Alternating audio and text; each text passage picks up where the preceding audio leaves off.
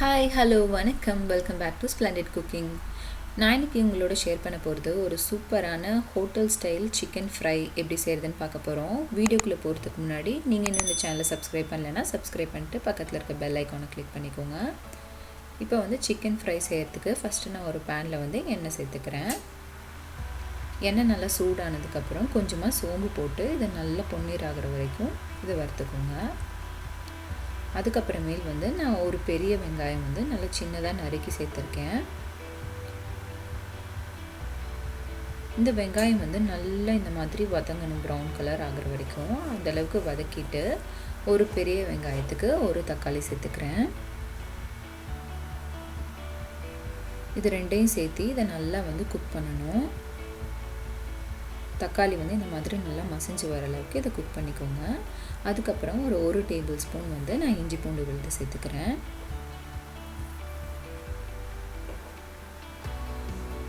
சேர்த்துட்டு ஃப்ளேமை வந்து லோவில் வச்சுட்டு அந்த இஞ்சி பூண்டோட பச்சை வாசனை போகிற வரைக்கும் அதை வந்து நல்லா குக் பண்ணிக்கோங்க. இப்போ வந்து நல்லா குக் ஆயிடுச்சு. அடுத்தது வந்து நான் அதில் சிக்கன் பீசஸ் சேர்க்க போகிறேன்.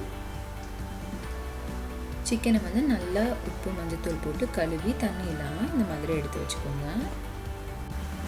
இப்போ வந்து ஃபஸ்ட்டு தண்ணி எதுவுமே சேர்க்காம இந்த சிக்கன் வந்து நம்ம வெங்காயம் தக்காளியோடையே நல்லா ரோஸ்ட் ஆகணும் ஒரு 5 நிமிஷத்துக்கு. நல்லா வந்து ரோஸ்ட் பண்ணிக்கோங்க. ஒரு 5 to 7 மினிட்ஸ் வந்து அந்த சிக்கன் வந்து நல்லா ரோஸ்ட் ஆகணும் வெங்காயத்தோடையே. இப்போ வந்து சிக்கன் ஓரளவுக்கு நல்லா ரோஸ்ட் ஆகிடுச்சு. இது வரைக்கும் நான் தண்ணி எதுவுமே சேர்த்தலை. அடுத்தது வந்து நம்ம மசாலாலாம் சேர்த்துக்கலாம். மஞ்சத்தூள் ஒரு டீஸ்பூன் சேர்த்துக்கிறேன். மிளகாய் தூள் அப்படின்னு பார்த்தீங்கன்னா உங்கள் காரத்துக்கு ஏற்ற மாதிரி சேர்த்துக்கோங்க. நான் மிளகாய் தூள் ஒரு டீஸ்பூன், அதுக்கப்புறமா வந்து மல்லித்தூள் ஒரு டேபிள் ஸ்பூன் சேர்த்துக்கிறேன். உப்பு வந்து தேவையான அளவு சேர்த்துக்கோங்க.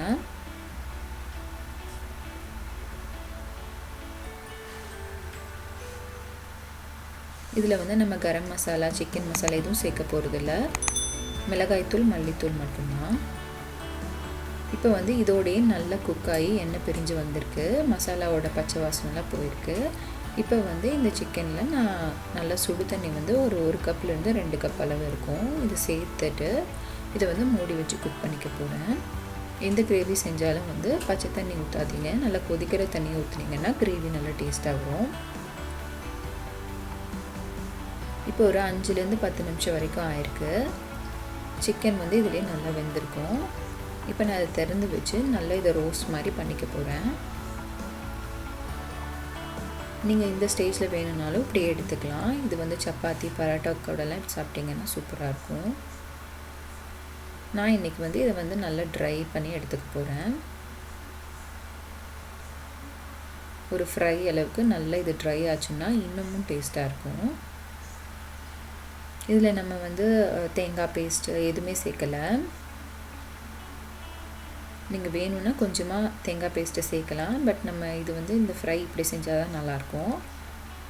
இதிலே வந்து நான் கொஞ்சமாக கருவேப்பிலைகள் இலைகளும் மல்லி இலைகளும் சேர்த்துக்கிறேன். சேர்த்துட்டு இதை நல்லா கலந்து விட்டுக்கோங்க. கிட்டத்தட்ட நம்ம ரோஸ்ட் வந்து ரெடி ஆகிடுச்சு. பார்த்திங்கன்னா தெரியும், நல்லா எண்ணெய் பிரிஞ்சிருக்கு. சிக்கனும் நல்லா வந்து குக் ஆகிடுச்சு. இதை வந்து நல்லா சப்பாத்தி கூட பரோட்டா கூட இல்லை வந்து சாதத்து கூட வச்சு சாப்பிட்டா நல்லா டேஸ்ட்டாக இருக்கும்.